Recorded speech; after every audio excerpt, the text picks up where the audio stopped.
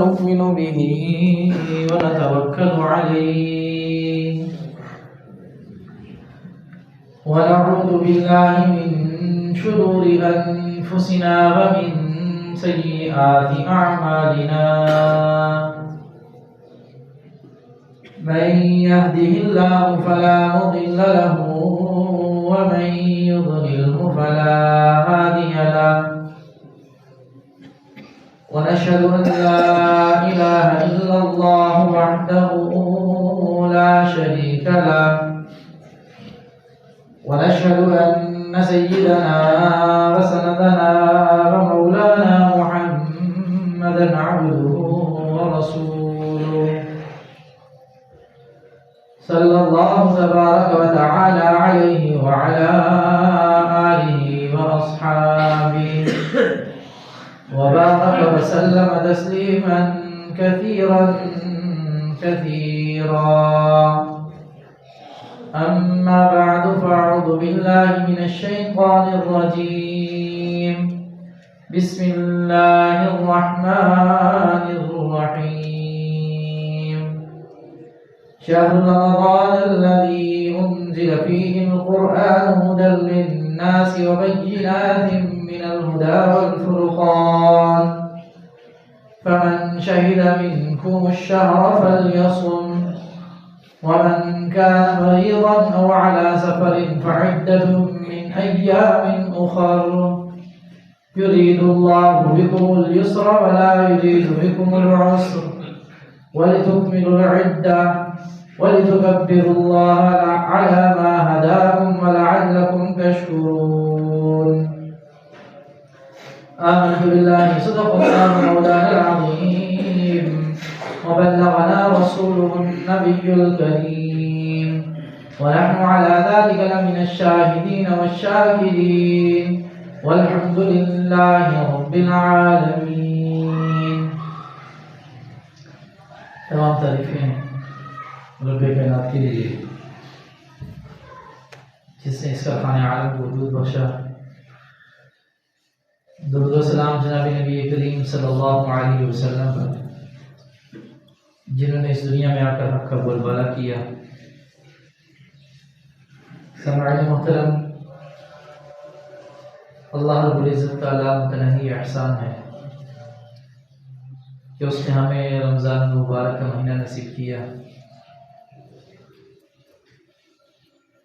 اور یہ ایسا مہینہ ہے کہ جس کے لیے خود جناب نبی کریم صلی اللہ علیہ وسلم 2 ماہ پہلے ہی دعا کرنا شروع کر دیا کرتے تھے. جس مہینے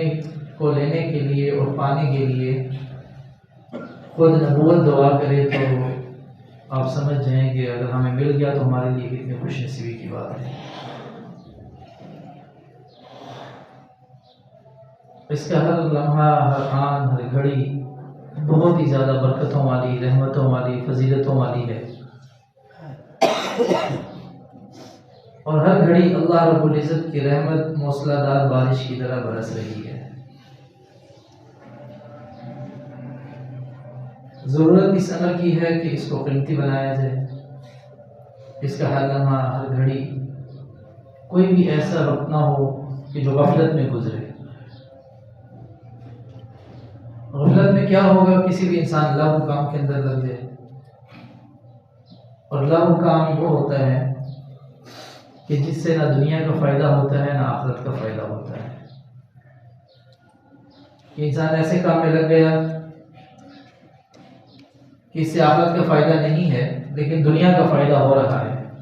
دنیا میں جو اس نے زندگی گزارنی ہے کسی درجے میں اس کا فائدہ ہے، تو پھر پیچھے اس کو لغو کام نہیں کہا جا سکتا. لیکن ایسا کام دنیا میں بھی اس کا فائدہ نہیں، آخرت میں بھی اس کا فائدہ نہیں، تو بس ویسے مزے کے لیے، تو یہ لغو کام ہے. اس سے بچنے کی کوشش کی جائے. اور یہ بات یاد رکھیے کہ رمضان گناہوں کو پاس کر دینے کا نام نہیں ہے.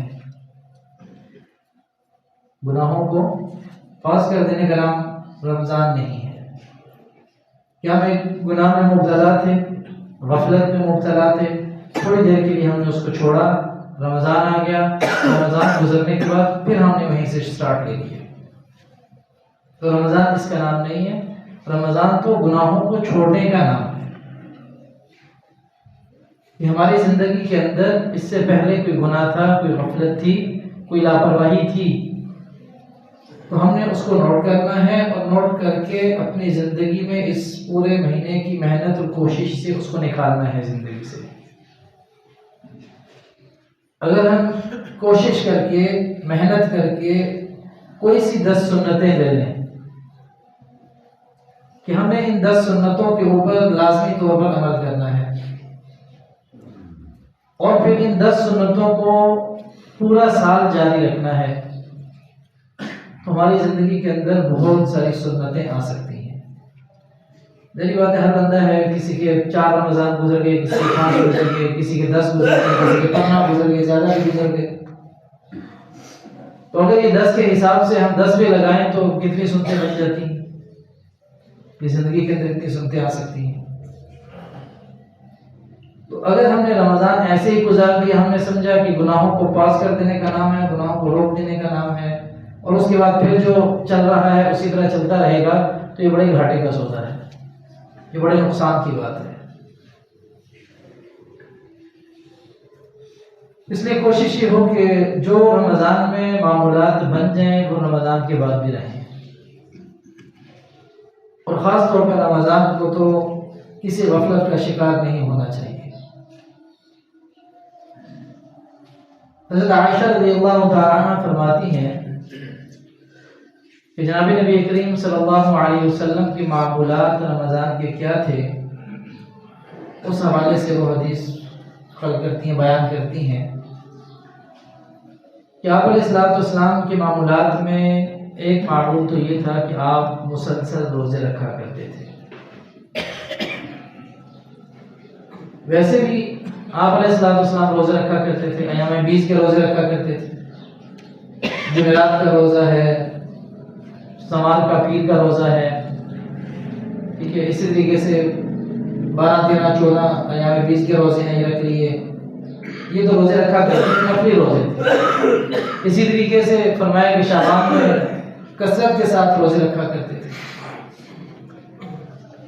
اور پھر فرمایا کہ رمضان میں مسلسل روزے رکھا کرتے تھے۔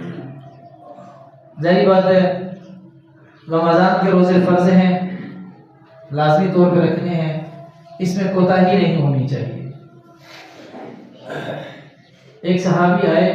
جناب نبی کریم صلی اللہ علیہ وسلم کے پاس اور پوچھا، اللہ کے نبی مجھے کوئی ایسا عمل بتا دیں کہ میں وہ عمل کروں اور اللہ سے بہت زیادہ نفع پالوں۔ کوئی ایسا عمل بتا دیں کہ میں وہ عمل کر لوں اور اللہ سے بہت زیادہ نفع حاصل ہو جائے مجھے۔ تو آپ علیہ السلام نے فرمایا کہ آپ روزے رکھا کریں، اور یہ ایسا عمل ہے کہ اس کے برابر کا کوئی عمل نہیں ہے، اس سے آپ اللہ سے بہت زیادہ اجر حاصل کر لیں گے۔ اور کتنا زیادہ اجر حاصل کر لیں گے؟ ایک دوسری روایت میں آتا ہے کہ روزہ میرے لیے ہے اور اس کا اجر بھی میں ہی اسے عطا کروں گا۔ مطلب یہ نہیں ہے کہ جیسے رمضان میں کہا جاتا ہے نماز، ایک نفل نماز پڑھی تو اجر فرض کے برابر ہو گیا، اور فرض پڑھا تو 70 فرائض کے برابر ہو گیا، اجر اتنا زیادہ ہوتا گیا۔ لیکن روزے کے معاملے میں ایسا نہیں ہے کہ وہ کتنا ہوگا، وہ 70 ہوگا، وہ 700 ہوگا، وہ 7000 ہوگا، کتنا ہوگا وہ نہیں پتا، کیونکہ جیسے روزہ عمل ہے کہ انسان کو اللہ کو ہی معلوم ہوتا ہے روزہ ہے یا نہیں ہے، عام دیکھنے سے نہیں پتا چلتا کہ روزہ ہے یا نہیں۔ ایک انسان نماز پڑھتا ہے تو نظر آ رہا ہے کہ وہ نماز پڑھ رہا ہے، ایک انسان صدقہ خیرات کرتا ہے تو نظر آتا ہے کہ یہ صدقہ خیرات کر رہا ہے، ایک انسان حج پہ گیا تو نظر آ رہا ہے کہ حج کر رہا ہے، ایک انسان عمرے پہ گیا تو نظر آ رہا ہے کہ عمرہ کر رہا ہے، قرآن کی تلاوت کر رہا ہے تو نظر آ رہا ہے قرآن کی تلاوت کر رہا ہے۔ لیکن روزہ ایسا ہونا ہے آپ کو میرے بارے میں نہیں پتا کہ میرا ہے یا نہیں، اور مجھے آپ کے بارے میں نہیں پتا آپ کا ہے یا نہیں۔ میرے بارے میں اور آپ کے بارے میں اللہ جانتے ہیں کہ ہمارا روزہ ہے یا نہیں ہے۔ تو اللہ نے فرمایا کہ جب یہ ایسا عمل ہے کہ میں ہی اس کے بارے میں جانتا ہوں تو اجر بھی اس کا کتنا ہے وہ بھی میں ہی دوں گا۔ تو ان صحابی سے فرمایا کہ آپ روزے رکھا کریں، اللہ کے ہاں آپ کو بہت بڑا اجر اس کا ملے گا۔ تو تو اس لیے روزہ چھوڑ دینا یہ بہت بڑے نقصان کی بات ہے۔ اور پھر رمضان کے روزے کے بارے میں تو جناب نبی کریم صلی اللہ علیہ وسلم نے فرمایا من صام رمضان ایمانا واحتسابا غفر له ما تقدم من ذنبه، کہ جس نے ثواب کی نیت سے، اجر کی نیت سے ایمان کی حالت میں روزہ رکھا، اللہ نے جو اس کے اوپر اجر دینا تھا اس کے اوپر اس کا ایمان ہے، اور ثواب اجر کی نیت سے صرف اللہ کے لیے خالص کرتے ہوئے روزہ رکھا، تو اللہ رب العزت اس کے گزشتہ صغیرہ گناہوں کو معاف فرما دیں گے۔ اور یہ بات یاد رکھیے کہ صرف گناہ اس لیے کرنا کہ چلو ہم روزہ رکھ لیں گے اور وہ گناہ معاف ہو جائیں گے، یہ بہت بڑے گھاٹے کا سودا ہے۔ ماں باپ کی نافرمانی کو اس لیے کرے کہ یہ بڑے رحم دل ہیں اور بڑے مہربان ہیں اور میں ان سے بعد میں معافی مانگوں گا تو معاف کر دیں گے، تو ایسے بندے کو کوئی تمیزدار نہیں کہتا، کوئی باادب نہیں کہتا۔ یہ کوئی نہیں کہتا کہ یہ ماں باپ سے پیار کرنے والا ہے۔ ٹھیک ہے، تو کبھی کبھی ماں باپ پھر جلال میں بھی آ جاتے ہیں اور سزا بھی دے دیتے ہیں۔ بہت سارے واقعات ہیں، آپ کر دیا، گھر سے نکال دیا، بے دخل کر دیا، اس طرح کی باتیں بہت ساری ہوتی ہیں۔ تو اس امید سے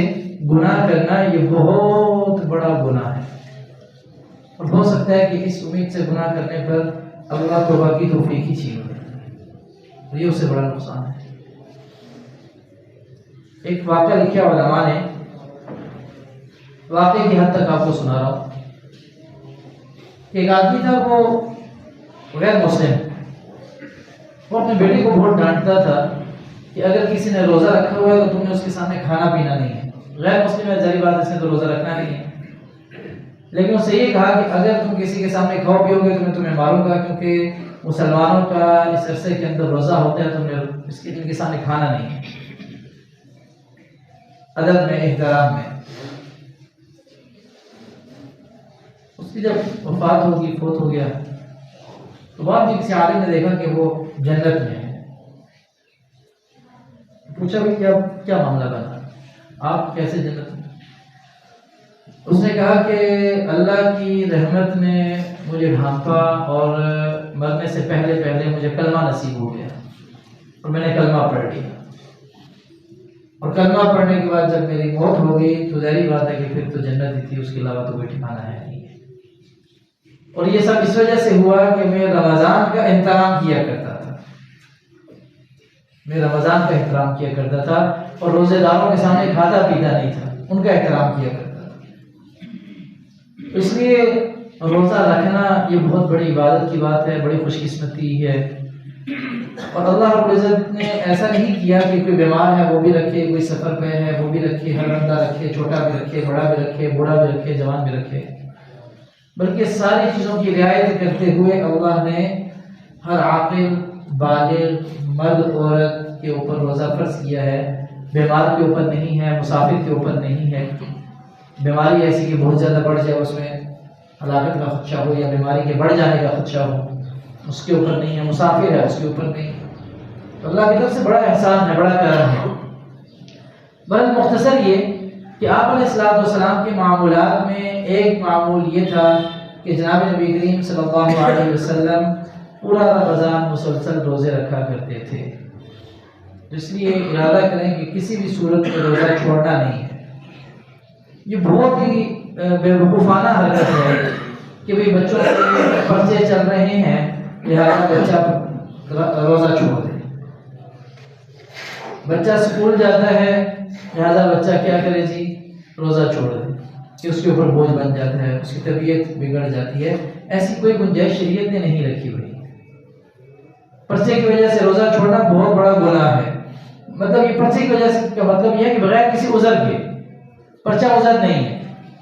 ٹھیک ہے، اسکول جانا کوئی عذر نہیں ہے، کالج جانا کوئی عذر نہیں ہے۔ اب آپ دیکھیں کہ آپ یہ سمجھتے ہیں کہ بچے کے اوپر بوجھ بن رہا ہے، تو کیا اس بچے کے اوپر بوجھ نہیں ہے جو بچہ 3 ساڑھے 3 سال کا آپ روتا دھوتا اسکول چھوڑ کے آ جاتے ہیں؟ کبھی سوچا آپ نے اس بات پہ؟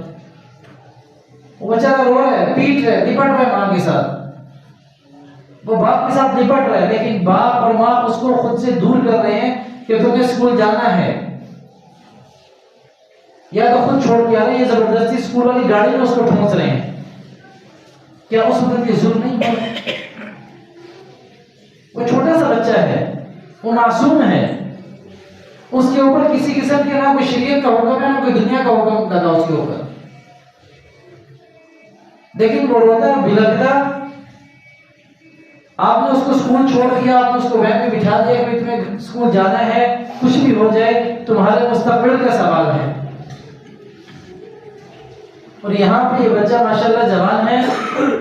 اسکول جانے والا ہے، کالج جانے والا ہے، پرچے دے رہا ہے، اور ہم اسے کہتے ہیں کہ یہ روزہ نہ رکھے کیونکہ اس کے اوپر بوجھ ہو جاتا ہے، اس کی طبیعت کے اوپر گراں گزرتا ہے، اس کی صحت خراب ہو جائے گی، اس لیے روزہ چھوڑ دے، تو یہ کوئی انصاف کی بات نہیں ہے،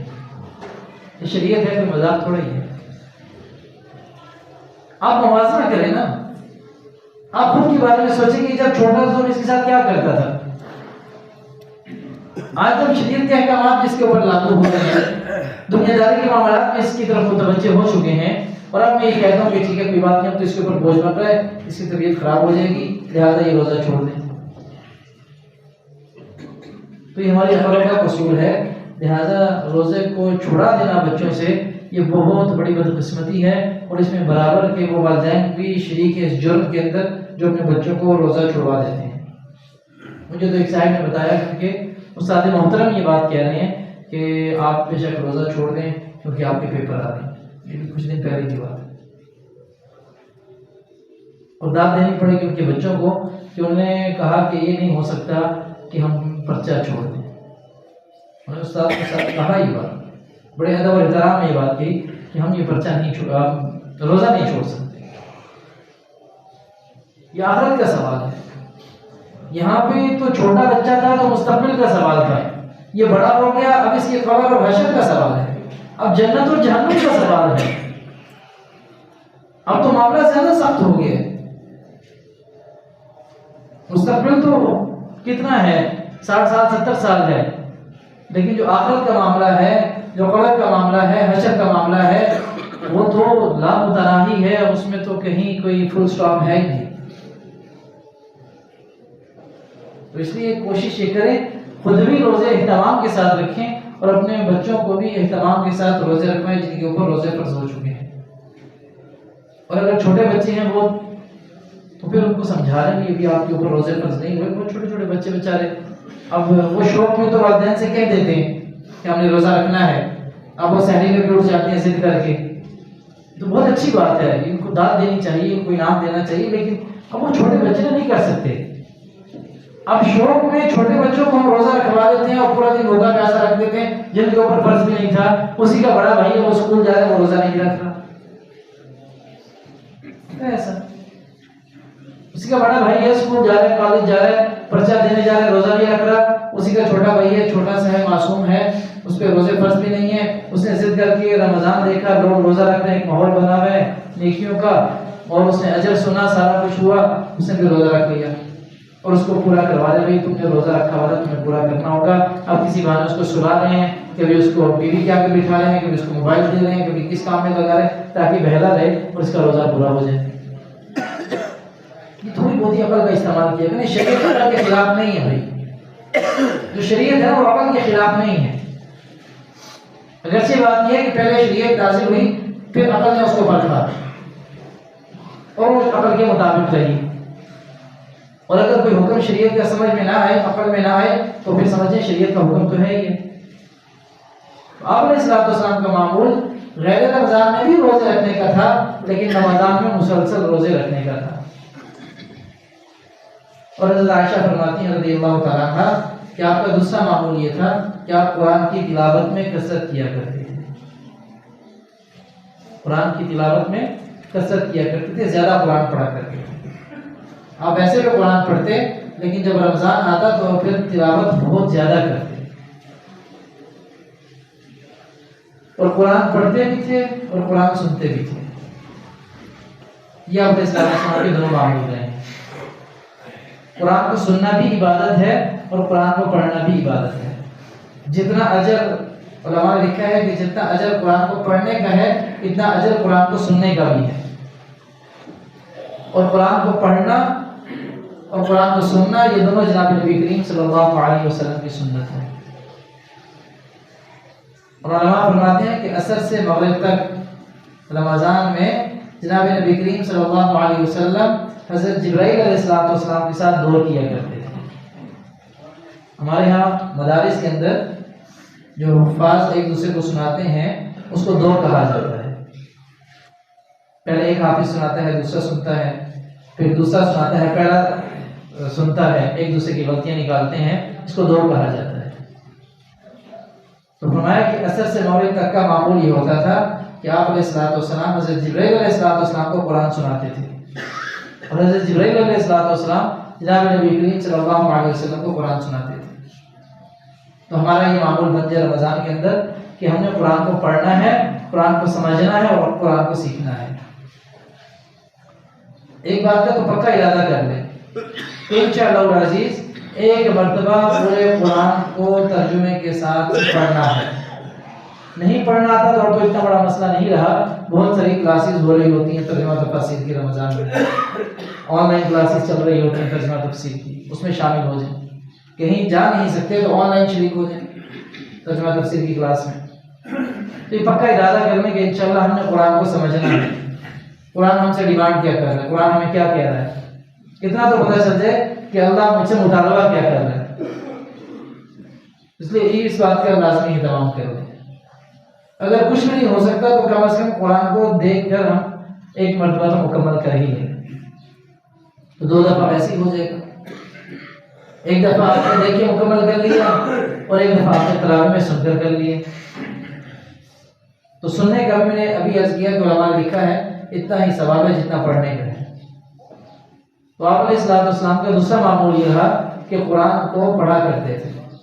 اور ایک بات یاد رکھیے کہ قرآن کے حقوق میں سے ہے کہ قرآن کو تجوید کے ساتھ پڑھنا، وَرَتِّلِ الْقُرْآنَ تَرْتِیلًا، قرآن کو تجوید کے ساتھ ٹھہر ٹھہر کر پڑھنا، یہ قرآن کا حق ہے۔ اگر میں قرآن کو تجوید کے ساتھ نہیں پڑھ رہا تو میں اپنا بہت بڑا نقصان کر رہا ہوں۔ علماء نے بات لکھی ہے کہ ایک آدمی کو پتہ ہے کہ وہ قرآن تجوید کے ساتھ نہیں پڑھ سکتا اور اس کے پاس موقع ہے، وہ پڑھ سکتا ہے، وہ سیکھ سکتا ہے۔ اگر سیکھ رہا ہے تو بہت اچھی بات ہے، نہیں سیکھ رہا تو یقینی طور پر گناہ گار ہے، نہیں سیکھ رہا تو یقینی طور پر گناہ گار ہے۔ اسے تجوید کے ساتھ نہیں پڑھنا آ رہا اور وہ سیکھ بھی نہیں رہا تو گناہ گار ہوگا۔ یہ بہانہ نہیں ہے کہ میرے پاس وقت نہیں ہے، یہ اللہ کے یہاں عذر قابل قبول نہیں ہے کہ وقت نہیں تھا میرے پاس، میری پریشانیاں بہت زیادہ تھی، میری مصروفیات بہت زیادہ تھی۔ دنیا میں رہتے ہوئے سب سے بڑی مصروفیت آخرت کی تیاری کی مصروفیت ہے۔ دنیا میں رہتے ہوئے سب سے بڑی جو مصروفیت ہے وہ صرف یہی ہے کہ آخرت کی تیاری انسان کرے۔ اور آخرت کی تیاری کیسے ہوگی مجھے نہیں معلوم، آپ کو نہیں معلوم، قرآن بتا رہا ہے کہ آخرت کی تیاری کیسے ہوگی۔ اس لیے قرآن کو پڑھنا تجوید کے ساتھ یہ قرآن کا حق ہے، اس لیے قرآن کو تجوید کے ساتھ پڑھنے کا ارادہ کر لیں۔ جو تجوید کے ساتھ پڑھ سکتا ہے الحمدللہ بہت اچھی بات ہے، وہ کوشش کرے کہ رمضان میں قرآن پاک کو مکمل کرے۔ جو تجوید کے ساتھ نہیں پڑھ سکتا وہ کوشش کرے کہ انشاءاللہ آج ہی سے ہم نے تجوید کے ساتھ قرآن کو پڑھنا ہے، آج ہی سے قرآن کو سیکھنا ہے۔ اور حدیث مبارکہ کے اندر آتا ہے قرآن جھگڑالو ہے، قرآن جھگڑالو ہے اور اس کا جھگڑا قبول کیا جائے گا۔ کل قیامت کے دن یہ اللہ کے یہاں جھگڑا کرے گا کہ اس انسان نے میرا حق ادا نہیں کیا، اس نے مجھے پڑھا نہیں دنیا کے اندر، اس نے دنیا کے اندر مجھے سمجھا نہیں، اس نے دنیا کے اندر میرے اوپر محنت نہیں کی، یا اللہ اس کو جہنم میں بھیج دے۔ یہ حدیث کا مفہوم بیان کر رہا ہوں، اور اللہ رب العزت اس کے جھگڑے کو قبول کریں گے، اس انسان کو جہنم میں بھیج دیں گے۔ قرآن کو تجوید کے ساتھ نہ پڑھنا بہت بڑا نقصان ہے، بہت بڑی خرابی کی بات ہے۔ اور پھر یہ قرآن جھگڑالو ہے، جھگڑا کرے گا کہ اللہ اس نے تو دنیا میں میرے اوپر محنت کی تھی، مجھے تجوید کے ساتھ پڑھا تھا، مجھے سمجھا تھا، میرے اوپر عمل کیا تھا، میرے اوپر ایمان لایا تھا، یا اللہ اس کو آپ سزا نہیں دے سکتے، اس کی جنت لازم ہے، اس کو جنت میں بھیج دیجیے۔ تو قرآن کا جھگڑا مانا جائے گا، اس انسان کے لیے جنت پکی ہو جائے گی انشاءاللہ۔ تو دوسرا معمول جناب نبی کریم صلی اللہ علیہ وسلم کا یہ تھا کہ آپ قرآن کی تلاوت کثرت سے کیا کرتے تھے۔ تو اس لیے آج ہی سے ارادہ کریں اگر قرآن شروع کر دیا تو بہت اچھی بات ہے، اس کو مکمل کرنے کی کوشش کریں.